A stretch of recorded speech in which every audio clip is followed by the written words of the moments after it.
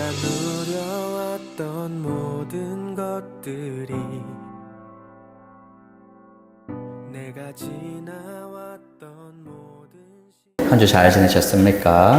예, 지금 저희는 이제 성경적 가정을 꿈꾸며 또 이 가정 안에서 모든 구성원들이 어떻게 또 바른 믿음과 사랑으로 행할지를 우리 함께 살피고 있습니다. 성경적 가정은 가족 구성원 모두가 힘쓰고 애씀으로 세울 수 있는 것입니다. 아빠의 노력, 엄마의 수고, 또 어느 한 사람의 모든 것으로 가족이 온전히 세워질 수 없습니다. 가족 구성원 전체의 역할이 있고 또 그 큰 짐을 함께 짊어져야 되죠. 큰 짐은 함께 짊어져야 됩니다. 함께 짊어지지 않으면 한두 사람이 그 짐을 다 질 수 없을 뿐만 아니라 지나친 짐에 괴로워하고 또 원망하기도 하죠. 그래서 이런 다툼과 갈등들이 더 벌어지는지 모르겠습니다. 그래서 가정을 온전히 세우기 위해서는 모두의 수고와 노력이 필요합니다. 그런데 믿음의 사람들의 가정은 자기 원하는 대로 또 세상이 생각하는 대로 우리가 세우려고 하지 않죠. 주님이 원하시는 주님의 가정, 성경적 가정이 되기를 원합니다. 그래서 모든 구성원들의 믿음과 사랑의 수고와 노력이 필요합니다. 먼저는 아내는 머리된 남편에게 복종하도록 말씀을 하고 있습니다. 그리고 남편은 주님께서 교회를 사랑하셨듯이 아내를 사랑하도록 권하지요. 어찌 남편이 주님과 같을 수 있겠습니까? 여전한 연약함과 온전치 못함이 있습니다. 그래도 하나님께서 머리로 삼으시고 또 가장으로 삼으셨기 때문에 하나님이 주시는 지혜와 힘이 분명히 있습니다. 어느 날 갑자기 10살에, 15살에 남편이 남편으로 세워지는 게 아니거든요.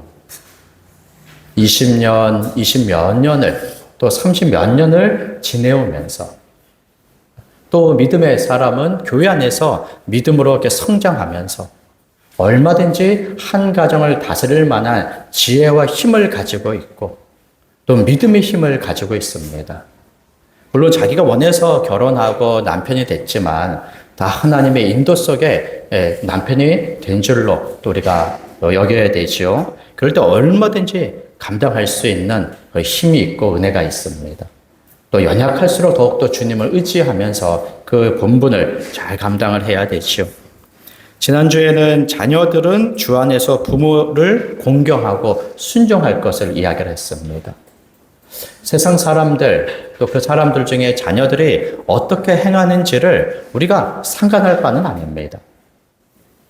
권위가 상실되고, 권위를 인정하고, 또 권위를 겸손하게 따르는 이런 모든 것이 약해진 이런 시대 속에 세상 사람들, 그 자녀들이 행하는 것을 우리가 무엇하러 그것을 우리가 본받으려고 합니까? 또 따라가려고 합니까? 오직 우리 자녀들은 주 안에서 부모를 공경하고 순종해야 됩니다. 이것을 마음속에 아주 분명하게 새기셔야 됩니다. 그리고 오늘은 우리 마지막 시간으로 우리 부모들은 어떻게 자녀를 양육하고 돌봐야 하는지, 자녀를 어떻게 양육하고 돌봐야 하는지를 함께 살피면서 말씀의 뜻을 함께 상고하도록 하겠습니다. 사전의 말씀에 보니까 아비들아 너희 자녀를 노엽게 하지 말고 오직 주의 교훈과 훈계로 양육하라 라고 말을 하죠. 첫 번째 우리가 생각할 것은 누가 자녀를 양육하느냐라는 겁니다. 누가 자녀를 양육합니까? 그것은 당연히 부모가 자녀를 양육해야 되죠. 하나님께서 부모를 자녀들의 하나님의 대리인으로 삼아주셨고 보호자로 삼아주셨습니다. 그래서 부모가 자녀를 양육해야 되죠. 아버지, 어머니가 함께 자녀를 양육해야 됩니다. 그러면서도 그 책임은 분명하게 아버지에게 있습니다. 남편과 아내 중에 그 남편에게 큰 책임이 있어요.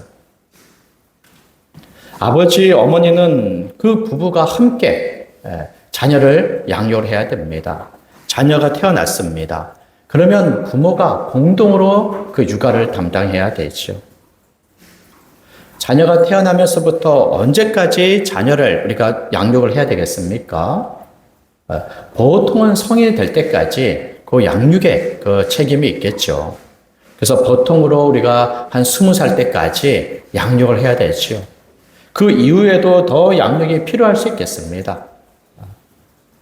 이럴 때 공동으로 육아를 하고 공동으로 그 자녀들의 청소년기, 청년기를 그 부모가 함께 양육을 해야 됩니다. 자녀를 양육할 때 그 부모 중에 한 사람 전혀 이게 제외될 수가 없어요. 아버지가 그 자녀 양육에 제외돼서는 안 됩니다. 또 어머니가 그 자녀 양육에 제외돼서는 안 되죠. 부모가 함께 자녀 양육에 임해야 됩니다. 오늘날에 보면 부모를 대신해서 우리 조부모들이 자녀를 양육하는 경우들이 있죠. 또 부모가 함께 맞벌이를 하면서 조부모가 양육을 담당하는 경우들이 있습니다. 그러나 그 양육은 아주 일부분이에요. 부분적일 것입니다. 조부모의 도움을 받더라도 하나님께서는 그 자녀의 부모에게 부모의 권위 그리고 그 질서를 주셨어요. 그렇기 때문에 주 양육자는 바로 부모가 되는 것입니다. 조부모가 손주들을 사랑하죠. 그리고는 일부분 도울 수 있습니다. 저희 가정도 저희 어머니가 장모님이 일찍이 저희에게 오셔서 자녀들을 많이 돌봐주셨어요. 거의 자녀들이 어릴 때부터죠. 그리고 지금까지도 어머니가 저희 집에 주중에 낮에 오십니다. 돌봄을 받을 수 있죠. 서로 합의하면서 또 사정을 헤아리면서. 그러나 그 자녀들의 주 양육자는 부모죠. 그래서 그 자녀의 모든 양육의 책임을 그 조부모에게, 할아버지, 할머니에게 돌릴 수가 없습니다. 오로지 부모가 자녀들의 양육의 책임을 져야 되는 것입니다. 자녀들에게는 어떤 양육이 필요합니까? 참 어느 한 일부분만 필요한 것이 아니죠. 전인적인 모든 것에 양육과 돌봄이 필요합니다. 먼저는 먹어야 되죠. 또 입어야 되죠. 육체적인 돌봄이 필요합니다. 또 자녀들이 정서적으로 늘 안정적으로 지낼 수 있도록 정서적으로 돌봐야 되죠. 지금 마음이 어떤지, 지금 감정이 어떤지 그것을 늘 살필 필요가 있습니다. 어떤 큰 어려움들 속에 지금 마음이 상한 채 그 상한 대로 오래 지속되진 않는지 그 마음을 잘 돌보고 살펴줄 필요가 있습니다. 자녀들의 사회성, 누구와 관계하고 그 관계 속에 어떻게 말하고 행동하는지도 살펴볼 필요가 있습니다. 가정 안에서 부모의 관계 속에 어떻게 해야 됩니까? 지난주에 얘기한 대로 공경하는 태도를 가져야 되죠. 공경하는 태도. 또 순종적인 태도를 가져야 됩니다. 가정 안에서 부모를 공경하고 순종하지 않는 태도를 지닌다면 자녀 사랑하는 마음에 아무렇게 행동해도 괜찮아라고 말할 수가 없죠. 분명하게 공경과 순종의 태도를 가르쳐야 됩니다. 자녀가 학교를 가게 되면 어떻게 부모들은 자녀들을 가르쳐야 됩니까? 선생님의 그 말씀에, 가르침에, 지도를 따르도록 이야기를 해야 되죠. 자녀 사랑으로 자녀가 학교에서 자기 원하는 대로 행동하도록 내버려두면 안 되죠. 또 친구들의 관계에서도 어떻게 친구들을 관계할지, 대할지를 알려줘야 됩니다. 저도 이것이 아주 염려가 됐어요. 친구를 좀 못 사귀면 어떻게 되나 이런 염려들이 있죠. 또 설령 사귄다 하더라도 그 관계를 지속해야 되죠. 친구들과 잘 지내야 되죠. 그래서 세세하게 많은 것들을 알려줍니다. 부모가 완벽해서 그렇게 알려줍니까? 그렇지 않죠. 설령 부모는 그 과거에 그 시절을 잘 못 보냈다 하더라도 이제는 나이가 들고 성숙해서 그 사회성, 관계성을 어떻게 해야 되는지 그 지혜를 가지고 있습니다. 그리고 지혜를 따라 자녀가 잘 온전하도록 그것을 알려주는 거죠. 단번에 됩니까? 날마다 그때그때마다 알려주는 겁니다. 그리고는 무엇보다도 신앙을 돌봐야 되죠. 자녀들의 모든 것, 육체적으로 돌보고 정서적으로 돌보고 관계를 돌보고 신앙적으로 돌보고, 부모는 하나님이 맡겨주셨을 뿐만 아니라 부모의 자녀에 대한 사랑이 있죠. 자녀가 견인적으로 아주 온전하게 자라기를 기대하고 소망합니다. 그러기 위해서 어느 것 하나 소홀히 여길 수가 없어요. 모든 것에서 온전하도록 자녀들을 돌봐야 되죠. 그리고 어느 것 하나 소홀하여 그것의 연약함과 부족함이 크면 그것이 다른 것에 영향을 미치게 되죠. 육신적으로 건강하지 않으면 매일같이 학교 생활하고 자기 원하는 어떤 일들을 힘있게 감당할 수 있겠습니까? 그렇지 않아요. 그래서 육체적인 것을 아주 힘써서 돌봐줘야 됩니다. 정서적으로 안정이 돼 있지 않으면 어떻게 합니까? 그것이 모든 관계와 일들에서 다 영향을 미치게 되죠. 그래서 어느 것 하나 소홀히 여기면 안 됩니다. 모든 것에서 온전한지. 우리가 최고의 인간을 만들려고 하는 게 아니죠. 온전함으로 가정 안에서 그 구실을 하고 또 사회에서 그 구실을 하고 교회 안에서 그 자신의 신앙의 역할들을 감당하도록 하기 위한 온전함을 우리가 기대하고 요구하는 것입니다. 그래서 부모는 자녀들의 모든 것을 돌봐야 됩니다. 그럴 때 우리가 과거에 보면 이런 어떤 이제 경우들이 있죠. 아버지는 돈만 벌어오면 충분한 것처럼, 그리고 모든 육아에 대한 책임, 양육의 책임을 그 어머니가 다 짊어져야 하는 것처럼 그렇게 오해하기도 하고 실제 그렇게 생활하기도 하죠. 그게 충분합니까? 아버지는 돈만 벌어다 주면 자녀가 지금 어떻게 생활하고 어떻게 자라나는지에 대해서 무관심하며 무책임해도 괜찮습니까? 그렇지 않죠. 또 어머니 홀로, 여자 홀로 그 자녀의 모든 양육을 다 감당할 수가 없습니다. 한 명의 자녀도 감당하기 어려운데 때로는 2명, 3명이면 어찌 혼자 그 모든 것을 다 감당할 수 있습니까? 이것은 사회적으로도 옳지 않고 성경적으로도 옳지 않습니다. 비록 여기 말씀에서 아비들아 이렇게 얘기하고 있지만 이것은 부모 모두를 두고 하는 말이죠. 아버지들아, 어머니들아, 그 자녀를 양육하라 라고 말씀하는 것입니다.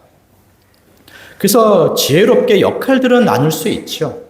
그러나 자녀의 양육의 모든 일들을 부모가 함께 그것을 감당을 해야 됩니다. 자녀가 30이 되고 40이 되고 이제 결혼하고 출가하더라도 모든 양육을 다 책임을 질 건 아니죠. 오히려 이제 성이 된 이후에 과도하게 부모가 양육으로 자녀를 이렇게 대하게 되면 어느새 그 돌봄은 사랑으로 돌본다 하더라도 그것은 자녀에게 지나친 간섭이 될 수가 있습니다. 그러니까 부모가 자녀를 양육하는 그 일도 보통은 성인 때까지죠. 그래서 그때까지 모든 것들을 돌보는 것입니다. 그러면서도 우리는 이 학교의 교육이라든지 또 신앙이라든지 이런 부분을 우리가 위탁을 하는 경우들이 있습니다. 학교에 자녀들을 보내면서 자녀가 그 학업을 잘 배우기를 원하고 또 학교에서 여러 가지 활동과 이 수업을 통해서 자녀들이 어떤 정서적으로 안정이 되고 또 사회성들을 길러지기를 우리가 기대합니다. 학교에서 분명히 자녀들의 학업과 이런 여러 가지를 우리가 돌봐주는 것이 있어요. 교육해주는 것이 있습니다. 교회 자녀들을 보낼 때 교회에서 말씀을 가르치고 신앙에 돌보는 일이 있어요. 그러나 부모가 자녀를 학교에 매주마다 보내고 또 교회에 매주마다 보낸다고 해서 자녀의 양육의 책임에서 벗어나는 건 아닙니다. 그저 학교에 보내고 필요한 학용품을 다 사주고 또 원하면 학원까지 보내준다고 해서 그 자녀의 양육의 책임을 그게 벗어나는 건 아닙니다. 자녀와 함께 교회에 매주마다 온다고 해서 그 자녀의 신앙의 책임에서 벗어나는 건 아니에요. 그것은 자녀의 양육의 보조 수단에 불과합니다. 보조 수단에 불과해요. 그래서 학교에 보내고 교회에 보내면서 학교와 교회 안에서 어떻게 지내는지를 끊임없이 살펴야 되죠.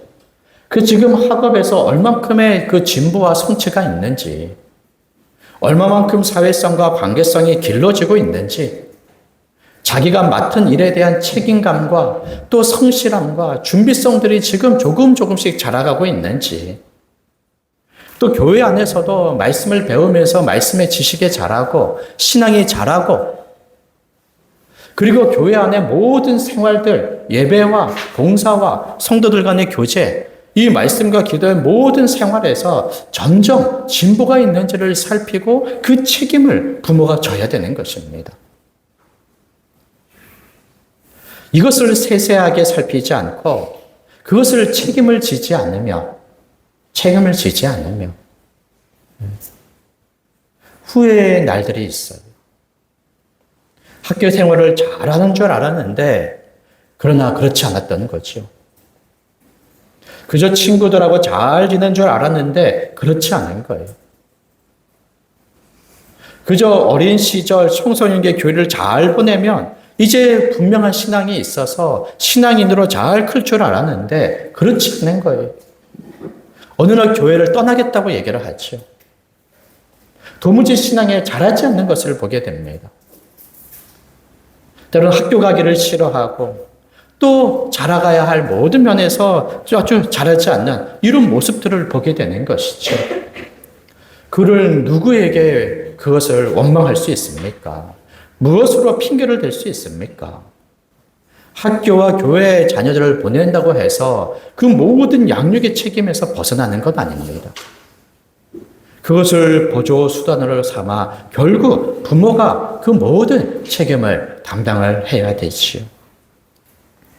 부모가 자녀 양육을 함께 협력하여 담당하면서도 오늘 여기 6장 4절의 말씀에 요 아비드라라고 얘기하는 것을 조금 더 주목하면 좋습니다. 아비드라라고 얘기를 하죠. 아비드라, 아버지드라. 자녀 양육은 부모가 함께 감당을 해야 될 것인데 왜 아비드라라고 이야기를 합니까? 아비들이라고 해서 아버지들만 양육을 해야 되는 것은 분명히 아닙니다. 그 자녀의 양육에 있어서는 부모가 함께 이것을 감당을 해야 돼요. 아비들이라고 굳이 이야기한 것은 아버지가 그 큰 책임을 가지고 있기 때문일 겁니다. 남편과 아내의 관계 안에서 누가 머리입니까? 남편이 머리죠. 교회의 머리가 예수님이신 것처럼 예수님이 그의 뜻대로 다스리시며 교회를 온전케 하시는 것처럼 남편과 아내 중에 하나님께서는 남편을 아내의 머리로 삼으셨어요. 이걸 거부하며 그 역할을 감당하지 않으면 아내와 그 가정에 그 어려움과 곤란을 겪습니다.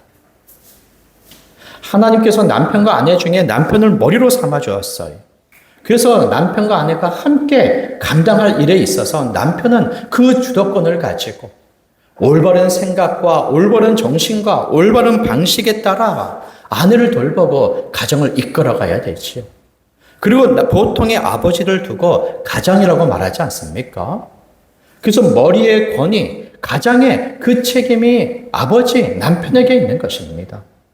그래서 부모가 함께 자녀 양육을 돌보고 책임을 지면서도 아버지가 그 모든 책임을 감당을 해야 돼요.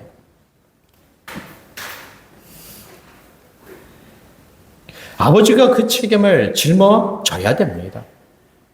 하나님께서 남편을 머리로 삼고 가장으로 삼은 것에 분명히 그 지혜와 힘을 주시죠.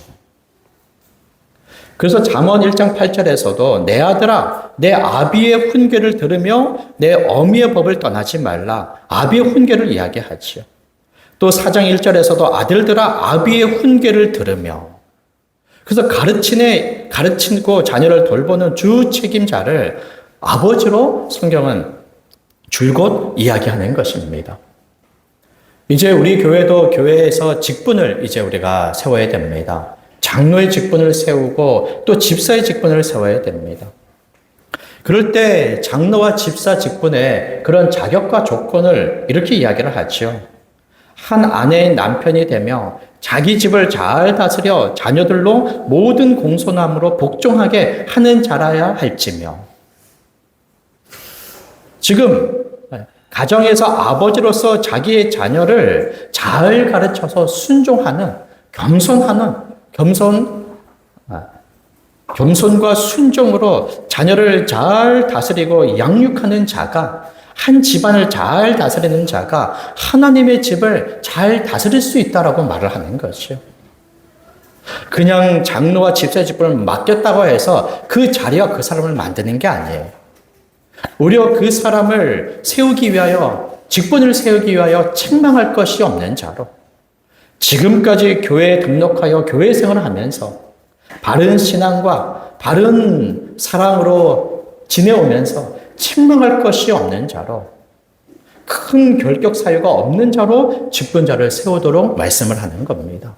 그럴 때 눈여겨볼 것이 어떻게 자녀를 잘 양육하며 그 가정을 세우고 있느냐라는 거예요. 그것이 그 사람을 판단하는 하나의 조건이 되는 것이죠.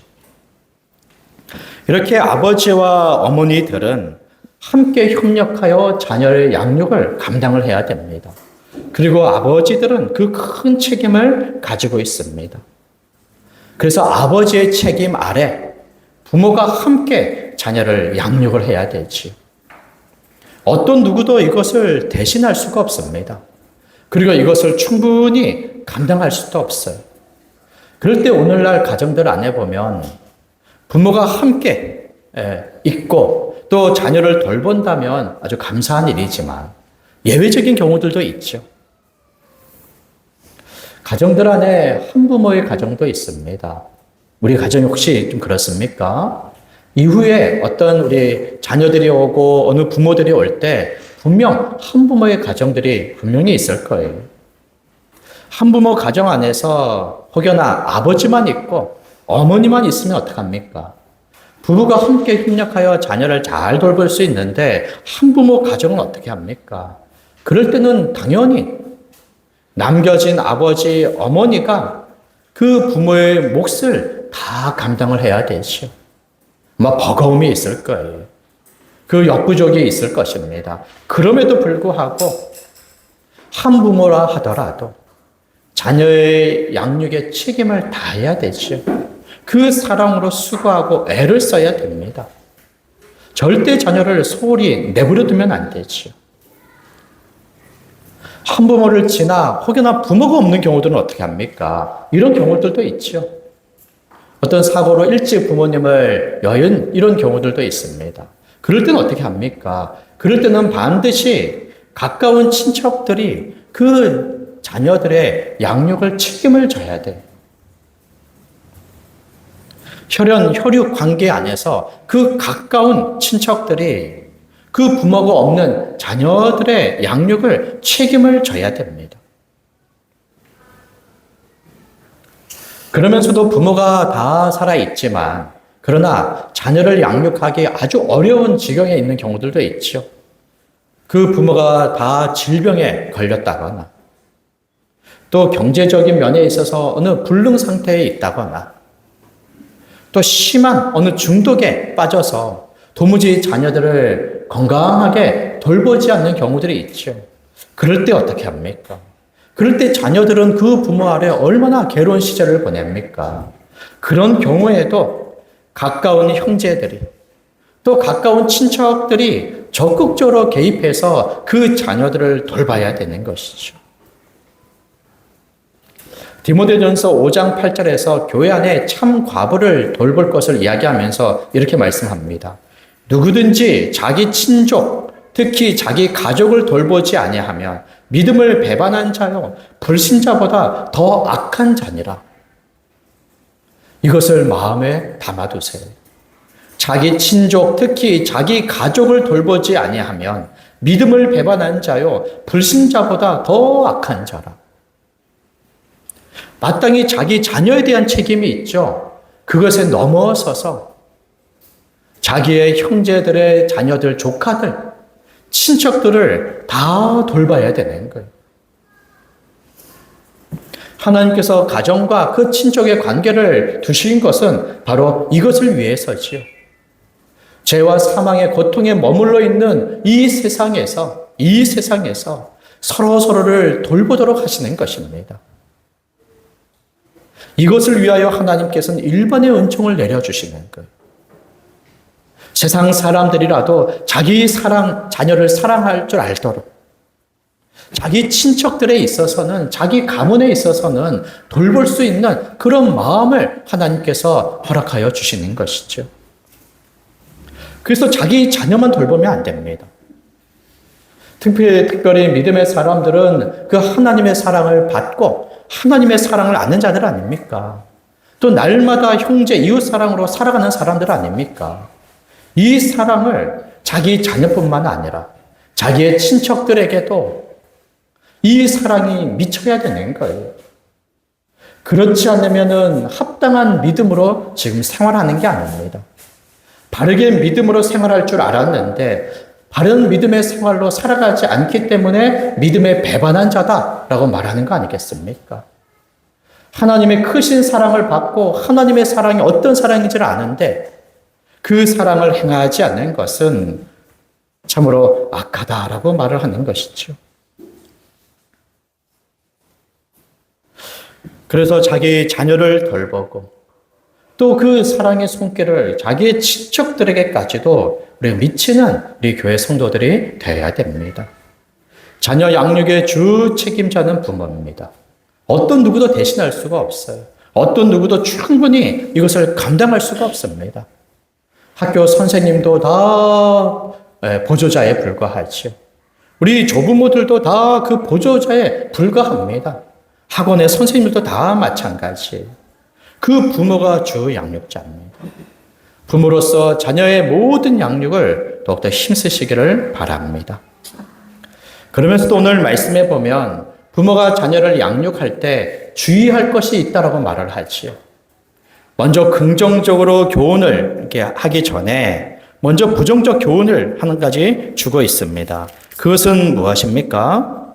4절의 말씀에 보니까 너희 자녀를 노엽게 하지 말라. 너희 자녀를 노엽게 하지 말라라고 말씀을 하죠. 자녀를 노엽게 한다는 것은 어떤 거겠습니까? 여러 번역들을 보면 이렇게 이야기합니다. 어떤 번역에서는 어버이들은 자녀들의 마음에 상처를 입히지 말라. 또 현대인의 성경에서는 부모들은 자녀의 감정을 건드려 지나치게 화나게 만들지 말라. 또 자녀들을 다그쳐서 낙심하게 하거나 원망을 그 마음에 품게 하지 말라. 또 영어 성경들을 보게 되면 자녀로 하여금 몹시 화나게 하거나 분노하도록 자극하거나 부모가 자녀를 대하는 방식 때문에 화내게 하지 말라라고 이야기를 하는 것입니다. 부부 간에 소소한 갈등들이 있는 것처럼 부모와 자녀 간에도 작은 갈등들이 있죠. 그런 것들이 또 없을 수가 있겠습니까? 분명히 작은 이러한 실랑이들은 있을 것입니다.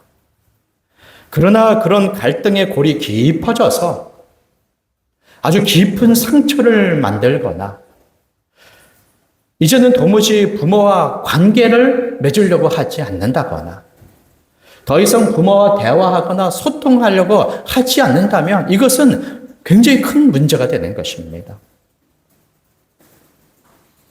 더 이상 부모의 권위를 인정하지 않고 부모를 거부한다면 그 다음에 어떻게 되겠습니까? 대화도 되지 않고 소통도 되지 않고 부모로서의 인정을 받지 못하면 어찌 부모의 양육이 이루어지겠습니까? 부모는 마땅히 그 책임을 가지고 자녀를 양육해야 되는데 여기 말씀처럼 자녀를 지나치게 노엽게 할 때는 양육을 불가능하게 만든다라는 것입니다. 우리 친구들의 관계도 그렇지 않습니까? 친구로 지내면서 서로 실랑이들을 하죠. 서로 작은 실수와 잘못들을 합니다. 그러면 그것을 이야기하고 서로 참아주고 용서해주고 그런 작은 실랑이들 속에 그런 관계가 더욱더 깊어지고 확장이 되지요. 이것을 우리가 부정하진 않습니다. 그러나 지나치게 심한 말들로 계속해서 친구를 대한다거나 친구를 무시하고 업신여기면서 마치 자기 종처럼 친구를 이용하려고 한다면 그 정상적인 관계와 정상적인 그런 사귐이 되겠습니까? 그렇지 않죠. 그러면 어떻게 됩니까? 절교할 수밖에 없죠. 부모와 자녀 간의 실랑이들이 있죠. 실랑이들이 있습니다. 다 저마다의 생각이 있고 또 세대의 차이들이 있고 또 자기 감정과 경험의 차이들이 있으니까 얼마든지 그런 실랑이들이 벌어질 수 있어요. 그럼에도 불구하고 자녀의 마음을 지나치게 화나게 하고 지나치게 분노를 일으키면서 지금 이것은 자녀들의 실수와 잘못을 두고 하는 게 아닙니다. 설령 자녀들의 실수와 잘못이 있다 하더라도 그것을 오래 참을 필요가 있어요. 그리고 보통의 우리 자녀들이 어마어마한 실수와 어마어마한 잘못들을 합니까? 보통은 그렇지 않을 거예요. 우리 자녀들이 갑자기 우리 부모 몰래 막 아빠의 차를 팔고 너무 셉니까?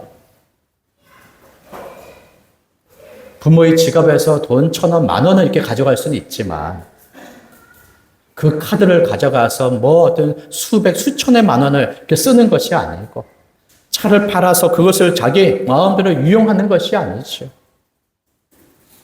부모의 잘못들은 보통 그런 미성년자들의 그런 일들을 보게 되면 아주 큰 일들도 뭐 벌어지는 경우들이 있겠지만 그건 이미 뭐 범죄자의 계열로 들어가는 거죠. 보통의 자녀들의 실수와 잘못은 아주 큰 것들이 아닐 겁니다. 작은 일은 절대 취급을 해야 돼요. 앞으로 우리 교회도 마찬가지입니다. 목사와 모든 성도들의 실수와 잘못들이 있을 거예요. 작은 것은 작게 취급을 해야 돼요. 지나치게 작은 것들은 교회적으로 이야기하지 않을 필요가 있습니다. 작은 것들은 이것을 다른 사람들에게 이야기함으로 옮기지 않을 필요도 있어요. 작은 것은 아주 작게 취급을 해야 됩니다. 그러나 큰 것은 어떻게 합니까? 큰 것은 크게 취급을 해야 돼요. 그 사람의 신앙 전체의 문제와 그 영향이 교회 전체에 미치는 거기 때문에 큰 문제는 크게 취급을 해야 됩니다.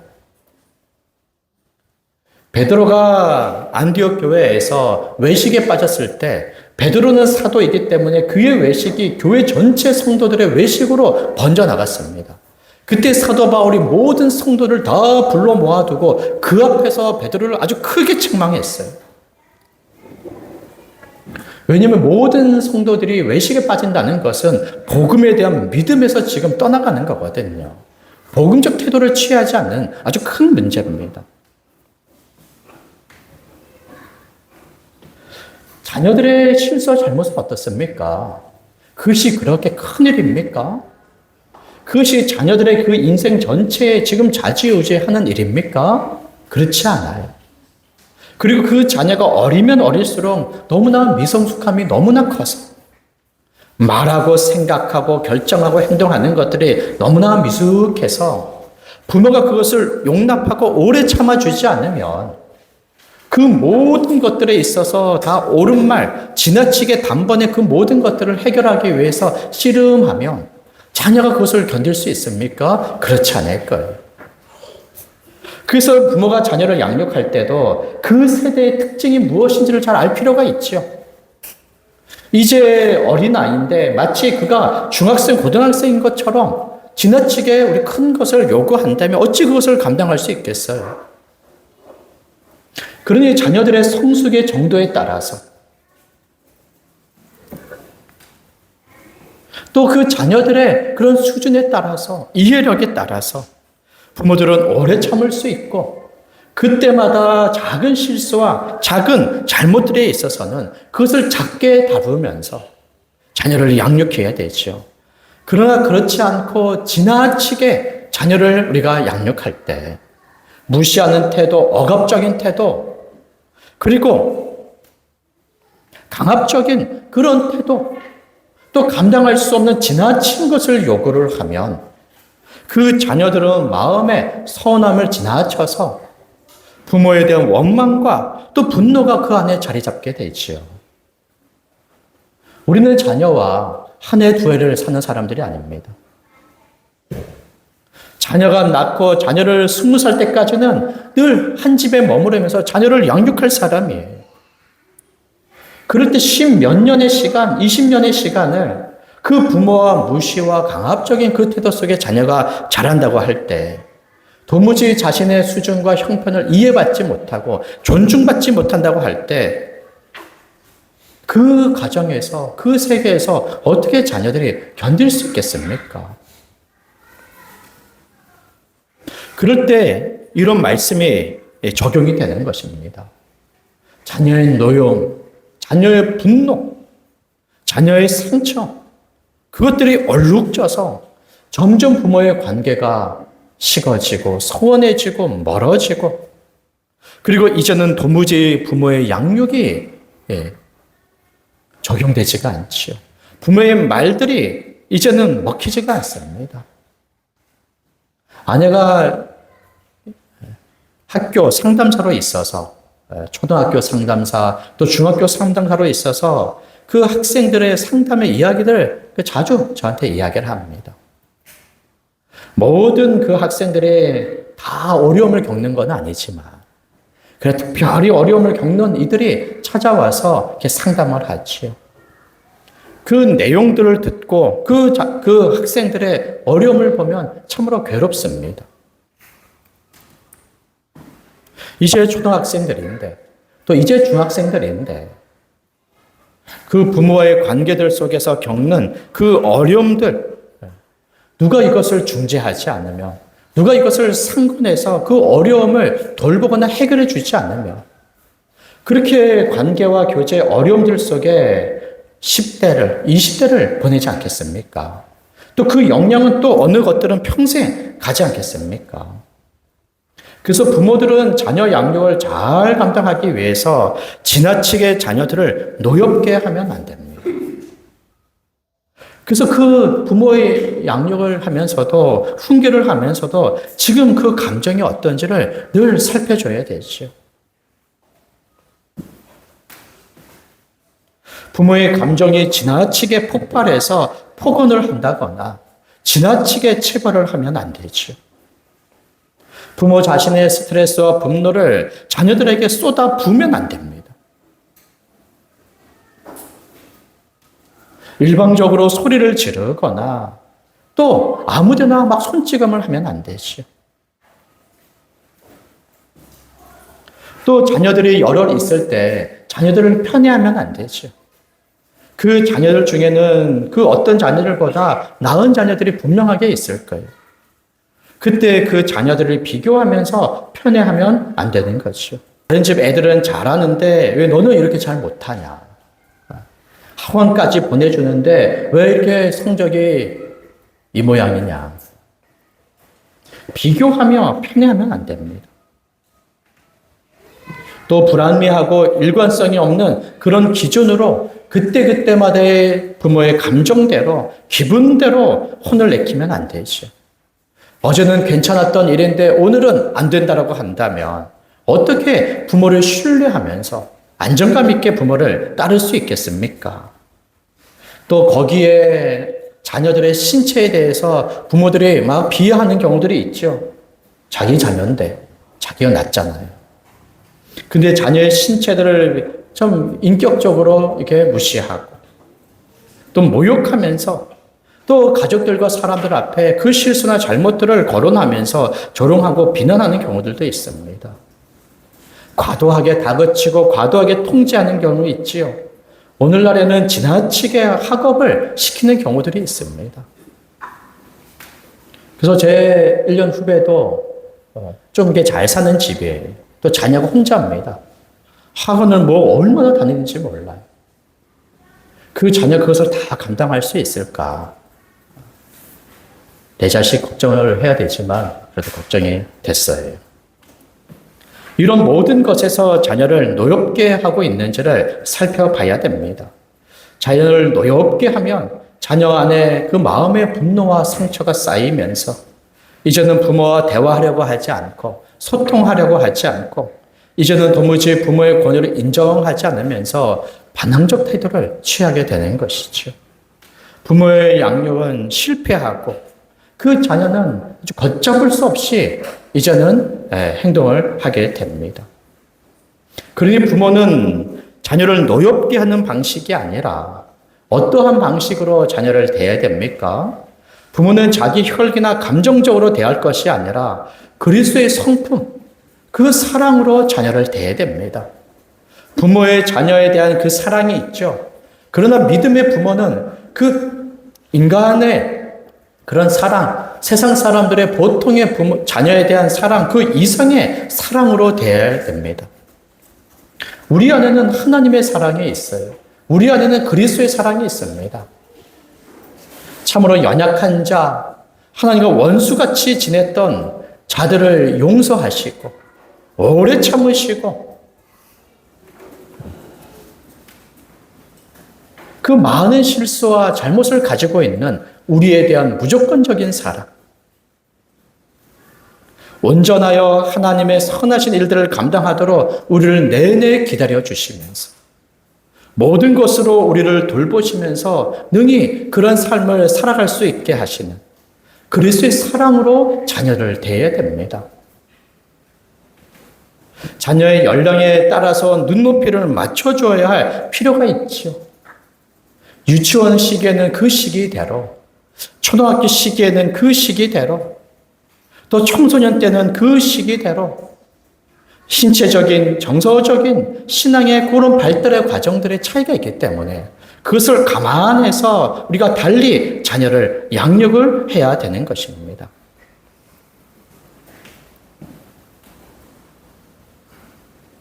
또 부모가 사랑으로 지혜롭게 자녀를 양육할 때 그 결과는 어떻습니까? 자녀의 관계가 아주 부드럽죠. 자녀의 관계가 아주 평화스럽습니다. 늘 그 안에 안정감을 갖죠. 그리고는 부모의 권위를 인정하며 그 말들에 순종하죠. 선뜻 자기가 잘 받아들이지 못하고 자기의 생각과 다르더라도 부모의 그런 온유와 겸손과 오래 참음에 또 자기를 사랑하는 태도를 통해서 부모를 신뢰하여 부모를 그렇게 따르는 게 되는 것입니다. 그래서 여기에 말씀대로 자녀를 노엽게 하지 않도록 우리가 해야 됩니다. 자녀의 양육이 불능 상태에 빠지지 않도록 우리는 사랑으로 자녀를 대해야 될 것입니다. 그럴 때 우리 긍정적인 교훈을 주고 있습니다. 우리 6장 4절의 마지막 부분 한번 보도록 하겠습니다. 자녀를 노엽게 하지 않고 사랑으로 대하는 것, 그것은 일반의 가정에서도 필요하지만 믿음의 가정 안에서는 한 걸음 더 나아가서 자녀 양육의 목적이 있습니다. 4절의 말씀을 한번 보십시오. 오직 주의 교훈과 훈계로 양육하라. 그렇게 말씀해 주지요. 오직 주의 교훈과 훈계로 양육하라. 믿음의 부모들은 세상의 부모들이 자녀를 어떻게 양육하는지에 대해서 관심이 있죠. 그래서 공통적인 것이 있을 겁니다. 그러나 공통적인 것 이상에 오직 믿음의 부모들만 생각할 것이 있는데 그것은 우리의 자녀들을 주의 교훈과 훈계로 양육하는 일입니다. 이것은 세상의 사람들은 도무지 관심이 없는 것이고 이거에 대하여 아주 적대적이죠. 그저 공부하는 것으로 세상 지혜를 쌓는 것으로 세상에서 안정적이고 유능한 사람으로 세우는 것으로 아주 충분히 여깁니다. 주의 교훈과 훈계로 양육하는 것은 오직 믿음의 부모가 자녀를 양육하는 일입니다. 그렇다고 해서 믿음의 부모들도 세상의 교육을 무시하거나 세상의 보통의 예절이나 도덕이나 윤리를 절대 무시하지 않습니다. 이것을 존중하고 기꺼이 따라야 됩니다. 이것을 무시하면은 일반적이지 않다, 상식적이지 않다. 그렇게 우리가 손가락질을 당하게 되는 것이죠. 얼마든지 세상의 학문을 존중하고 또 인정할 만한 도덕과 윤리의 수준을 우리가 따라가야 됩니다. 그러면서 한 걸음도 하나님께서 우리에게 주신 자녀를 주의 교훈과 훈계로 양육하며 우리는 우리의 자녀들을 온전한 하나님의 자녀로 우리가 세워야 됩니다. 온전한 하나님의 사람으로 우리가 세워야 됩니다. 이것이 믿음의 부모들의 자녀의 양육의 목적이라고 말할 수 있습니다. 우리는 그저 자녀들이 밥 잘 먹고 건강하게만 자라는 것을 원하지 않아요. 우리의 자녀들이 학교 생활 잘하면서 그저 공부 잘하는 어린이로 자라나기를 원하지 않습니다. 친구의 관계가 원만해서 평생 친구를 잘 사귀는 어린이들로만 자라기를 원하지 않아요. 학업에 우등생이어서 좋은 대학 들어가서 좋은 사회인이 되기만을 원하는 게 아닙니다. 혹여나 이 모든 것에서 부족하더라도 몸이 연약하고 그리고 그 관계에 혹 소홀하더라도 그냥 적당한 수준에서 사회생활을 하더라도 우리의 큰 관심은 우리의 자녀들이 온전한 하나님의 사람으로 자라나는 데 있습니다. 온전한 하나님의 사람으로 자라나기 위해서는 무엇이 우리의 자녀들을 온전한 하나님의 사람으로 세워갑니까? 그것이 바로 주의 교훈과 훈계라는 것입니다. 주의 교훈과 훈계, 그것을 다른 성경 말씀에서는 주님의 훈계와 가르침으로 잘 기르십시오. 주님의 지도와 훈련으로 자녀를 데리고 오십시오. 한편에서는 주의 교훈으로 가르쳐야 되지요. 그리고 가르침대로 겸손하게 받아들여 순종할 수 있도록 우리 훈계, 훈련하는 일을 해야 됩니다. 주의 말씀을 가르치지 않으면 주의 말씀을 이해할 것이 없죠. 이것을 학교, 학원에서 대신해 주지 않습니다. 이것은 믿음의 부모와 교회에서 이것은 감당을 하는 일이죠. 오직 믿음의 부모와 교회 안에서만 주의 말씀의 가르침을 들을 수가 있습니다. 그럴 때 우리는 자녀들에게 복음과 율법을 가르쳐야 돼요. 복음과 율법을 가르쳐야 됩니다. 복음을 가르치며 율법을 가르치지 않으면 안 됩니다. 그러면 복음을 통한 믿음을 가져 구원의 은혜를 입는다 하면서도 율법에 따라 하나님이 원하시는 그 뜻대로 도무지 살아가려고 하지 않습니다. 그래서 은혜를 입으면서도 방종하는 삶을 살아가지요. 율법은 가르치는데 복음을 가르치지 않으면 안 됩니다. 아무리 하나님의 거룩한 뜻이 무엇인지 알더라도 우리 사람은 그것을 감당할 능력이 없어요. 또 율법을 지켜 하나님 앞에서 온전하여 복을 받는 것도 아닙니다. 우리가 하나님께 받는 구원과 복과 거룩함의 모든 능력과 자질은 다 복음에서부터 오는 거예요. 교회는 착하게 살라가 먼저가 아닙니다. 복음의 말씀을 듣고 구원과 생명과 모든 은혜와 복을 받는 게 먼저입니다. 그리고 복음의 능력 안에서 하나님의 뜻인 율법을 알아 그것을 지키며 살아가지요. 그러니 우리는 주의 교훈에서 복음과 함께 율법의 말씀을 들어야 되는 거예요. 말하자면 복음의 말씀을 들으면서 복음에 합당하게 살아가기 위한 적용의 말씀을 들어야 되는 거예요. 복음과 율법, 그것이 부모와 교회가 가르쳐야 할 하나님의 말씀입니다. 복음을 들음으로 믿음을 갖고 믿음을 통하여 생명과 또 성령이 우리 가운데 오셔서 율법의 가르침대로 능히 살아갈 수 있게 하시죠. 그래서 부모와 교회는 복음의 말씀을 가르쳐야 됩니다. 율법을 가르쳐야 됩니다. 그리고는 주의 교훈으로 훈계하고 훈련하라고 말하죠. 복음을 듣는 것이 쉬운 일이 아닙니다. 복음을 듣는 자리에 참여를 해야 되죠. 그 시간을 애써 보내야 됩니다. 그리고 참고 그 말씀들을 들어야 됩니다. 자기 생각들을 내려놓고 그 말씀들을 받아들여야 되지요. 그 시간들이 참으로 필요한데 이것들을 연습하고 단련을 돼야 되지요.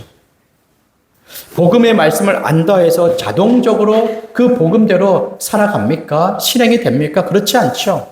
결국 자기의 마음을 가지고 하나님이 주신 은혜를 따라 그 하나님의 뜻을 귀히 여겨 그 뜻들에 우리가 순종하며 살아가야 되는데 그럴 때 주일에 교회 오는 것, 예배를 드리는 것, 자기 수입을 떼어 주와 교회를 위하여 헌금하는 것, 성도들과 교제하는 것, 매일 말씀을 보고 기도하는 것, 교회 내 봉사하고 섬기며 전도하고 사랑으로 가정생활을 하고 친구들을 대하고 사회생활을 하는 그 모든 일들을 우리가 어느 것 하나 소홀히 여기지 않고 능히 감당해야 되는데 단번에 자동적으로 그 모든 일들이 됩니까? 그렇지 않아요. 하나님의 뜻을 알면 한다라고 하는데 그렇지 않습니다. 우리가 몰라서 못합니까? 많은 부분 그렇지 않죠. 그래서 말씀을 배우고 믿음을 가진 사람들도 이 모든 일들에 하나씩 하나씩 연습하고 훈련할 필요가 있습니다. 물론 복음에 대한 믿음과 또 성령의 역사와 상관없이 훈련으로 되느냐 할 때 그 불가능합니다.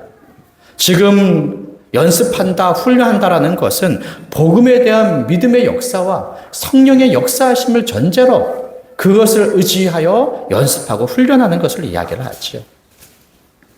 이 모든 경건의 연습은 범세에 유익하며 내세에 유익하다라고 이야기하는 거예요. 이것은 몸을 건강해 하는 내세의 유익을 넘어서서 내세까지 유익한 일이죠.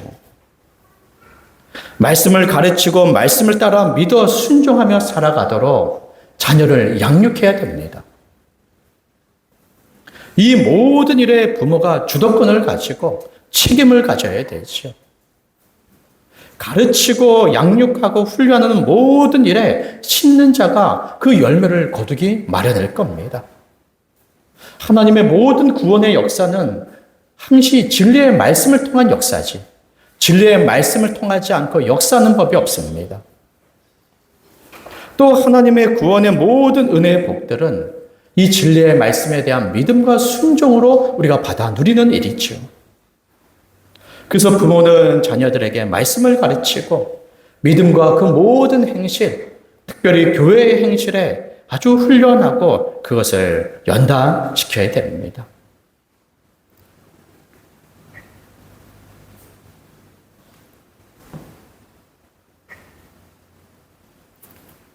부모가 자녀를 신앙으로 양육하여 돌볼 때 그 모든 힘을 교회로부터 얻을 것입니다. 교회의 도움과 돌봄 안에서 부모가 그 역할들을 잘 감당할 수 있을 거예요.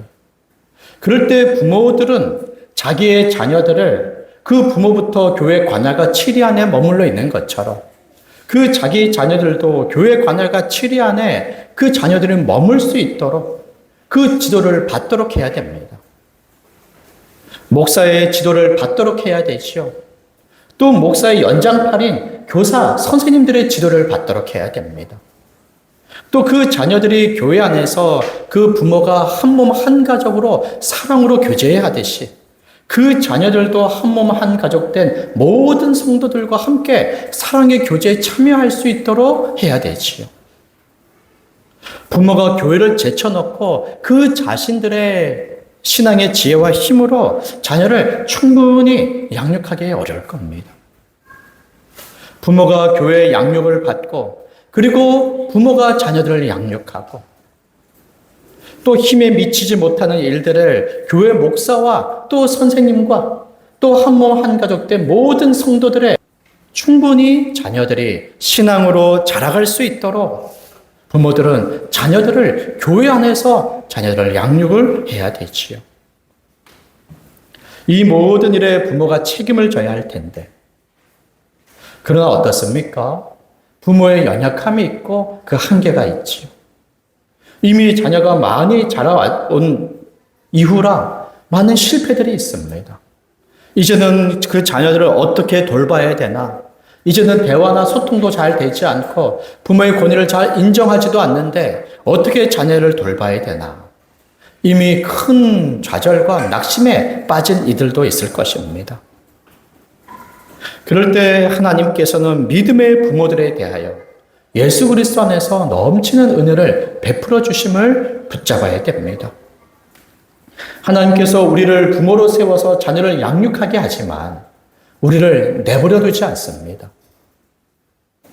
우리를 세상에, 가정에 부모를 홀로 내버려 두지 않으세요. 하나님 아버지께서는 우리 부모들에게 하나님 아버지의 마음을 갖게 하시고 또 하나님 아버지의 사랑을 능히 우리에게 베풀어 주시며 그 부모의 사랑의 마음 또 사랑의 모든 행실로 자녀를 능히 양육할 수 있도록 우리를 도우시고 돌보시는 분이십니다. 하나님께서는 절대 우리 믿음의 부모들을 내버려 두거나 포기하지 않으세요. 진리의 말씀대로 자녀를 잘 가르칠 수 있도록 지혜를 주시고 넘치는 사랑을 베풀어 주십니다. 끝까지 우리를 포기하지 않으시고 끝까지 우리를 품에 안아주셨던 하나님의 사랑을 우리 부모에게 넘치게 하셔서 자녀들을 끝까지 사랑하게 하시죠.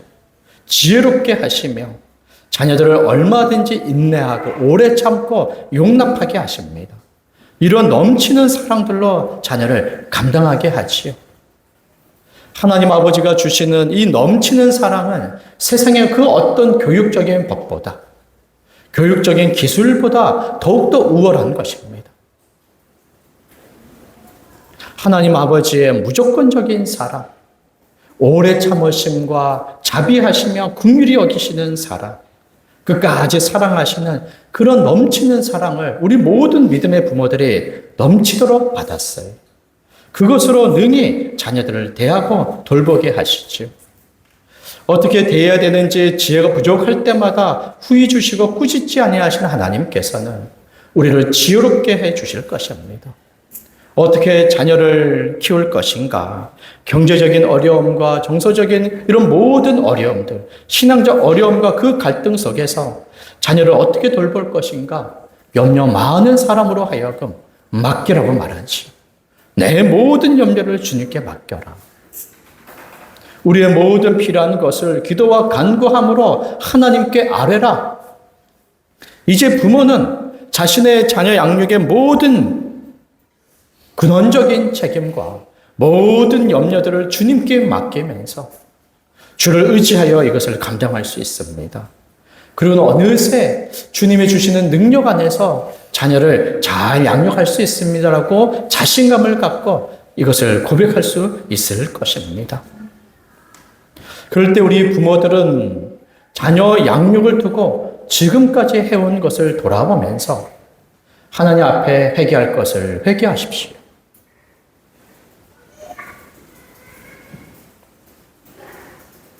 부모가 자기의 실수와 잘못을 인정하여 회개하지 않으면 하나님의 뜻대로 자녀를 더 잘 돌보려는 그런 마음과 그 열의를 갖지 못합니다. 물론 지금까지 사랑으로 수고한 일들이 참으로 많을 것이에요. 그러면서 모든 것에 다 온전하지는 못했어요. 자신의 혈기와 자기의 감정, 자기의 스트레스로 그 모든 분에 이기지 못하여 자녀를 노엽게 한 적이 있지 않습니까? 작은 실수와 잘못들을 지나치게 그것을 다그치고 지나치게 그것을 우리가 다루었던 적들이 있지 않습니까? 자녀들을 소홀히 했던 적은 없습니까? 자녀를 무시하며 인격적으로 자녀들을 비난했던 것은 없습니까? 다른 사람들과 비교하면서 자녀를 나무라지 않았습니까? 자녀의 수준에 미치지 못함에도 불구하고 강압적으로 자녀들을 대하지 않았습니까?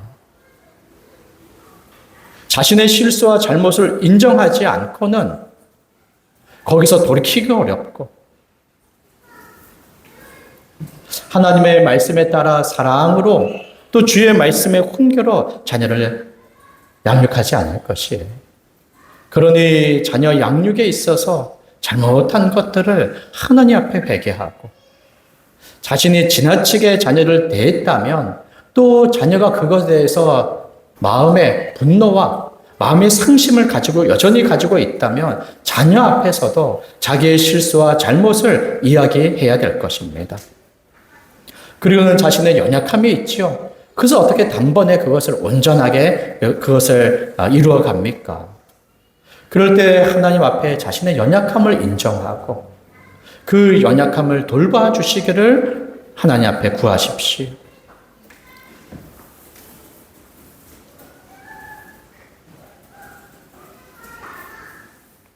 지혜를 구하고 오래 참음을 구하고 자녀를 용납함을 구하고 더 경제적으로 수고하고 애써서 자녀를 더 잘 돌볼 것을 그 큰 책임감을 가질 것을 돌보고 무엇보다도 주의 말씀을 가르쳐서 자녀들을 잘 세울 것을 하나님 앞에 그 은혜들을 구해야 됩니다.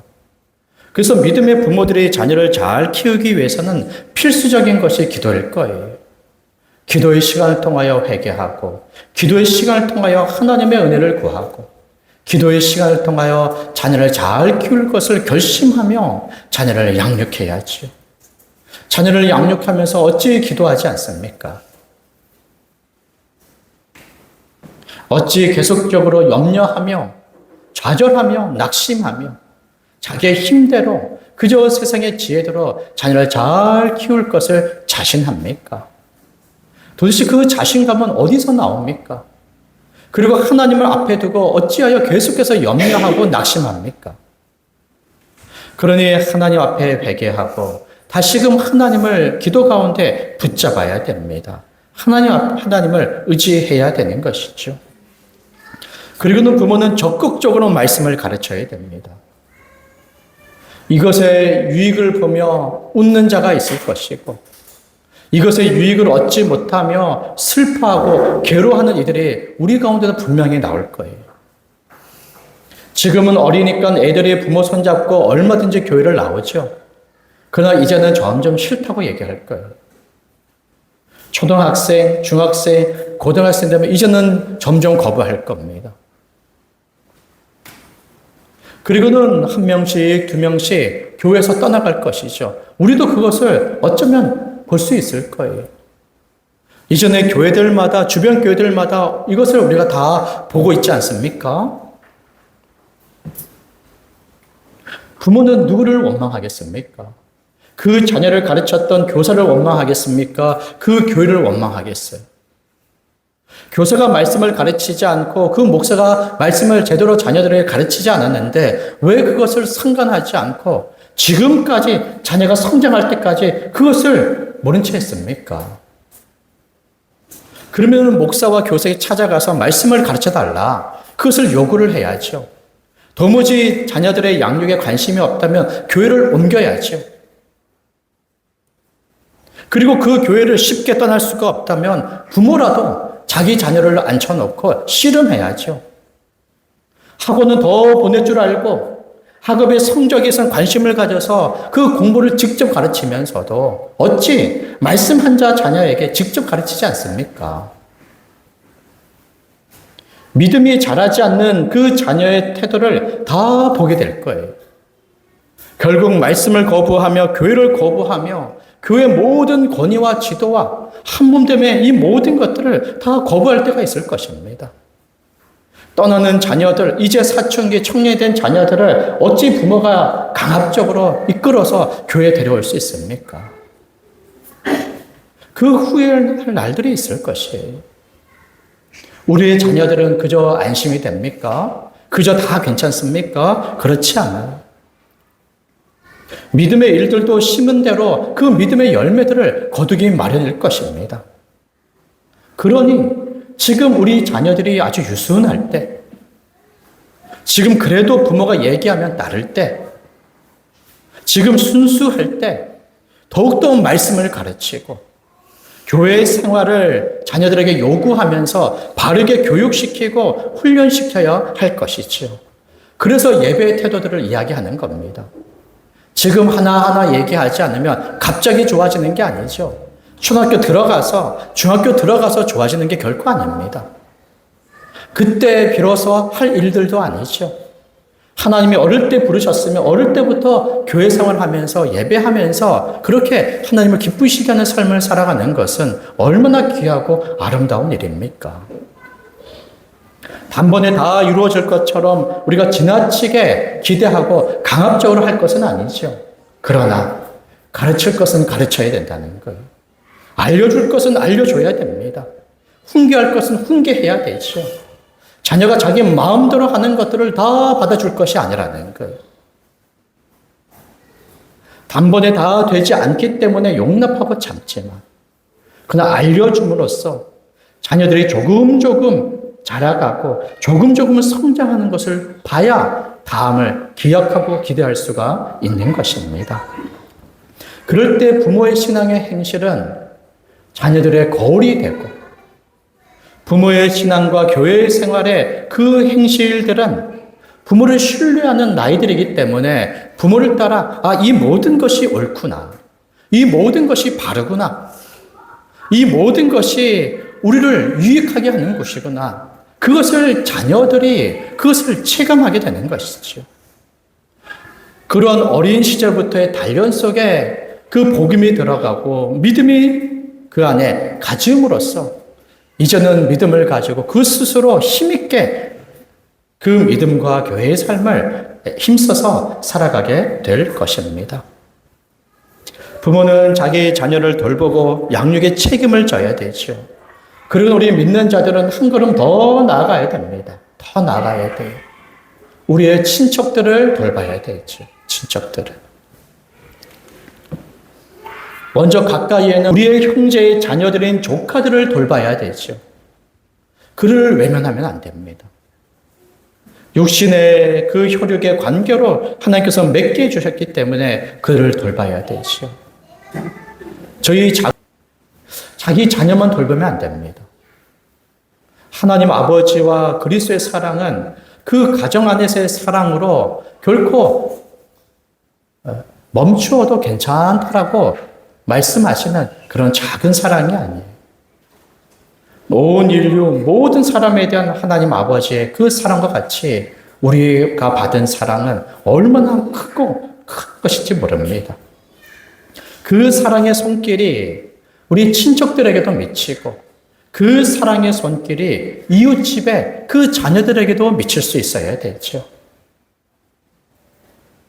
늘 자주 만나는 그 어린아이들에서 우리가 인사를 먼저 할 수 있죠. 또 어떤 그 이웃들과 이야기하면서 어려움을 겪고 있다면 얼마든지 그 돌볼 수 있죠. 고은의 어르신의 그 연로하신 분이 지금 저기 근처 동수교회 다니시는데 그 자녀가 어릴 때 교회를 다녔다가 지금은 안 다닌다고 해요. 그 자녀가 한 40살 정도 됐습니다. 또 우울증이 있어서 집에만 머물러 있다고 이야기를 하는 것이요. 그 노모가 얼마나 그 자녀에 대한 걱정이 크겠습니까? 그런 것들을 관심을 갖고 얘기하면서 듣게 되는 거예요. 그러시냐? 그럼 제가 기도를 해드리겠다. 혹여나 만나게 되면 제가 좀 더 아는 체를 하겠다. 거부하면 어쩔 수 없겠지만 제가 좀 아는 체를 하고 관심을 갖고 얘기를 한번 해보겠다. 그렇게 이제 말씀을 드렸어요. 그런 우리의 이웃 사랑의 그 손길을 이웃들에게 아주 미칠 수 있어야 됩니다. 그러면서 먼저는 교회 안에서 한부모 가정이라든지 조부모 가정이라든지 부모가 질병과 장애들로 자녀를 충분히 돌볼 수 없는 가정이라든지 그리고 믿음의 그 부모가 함께 교회 생활을 하지 않고 믿음의 한 부모만 교회 생활을 한다면 그 자녀들을 신앙으로 양육하는 일에 어려움을 겪죠. 이 모든 이들을 교회의 우선적인 또 구제의 대상으로 삼아 교회가 그 사랑의 손길을 모든 사람들에게 베풀면서 주의 충만함을 균등하게 누리는 교회가 되어야 할 것입니다. 이 일들에 하나님께서 은혜를 베풀어 주셔서 우리의 가정이 더욱더 성경적 가정이 되어서 하나님이 주신 은혜를 충만하게 누리며 하나님이 주신 그런 사명을 능히 잘 감당하는 우리 가정들이 되기를 바랍니다. 기도하겠습니다.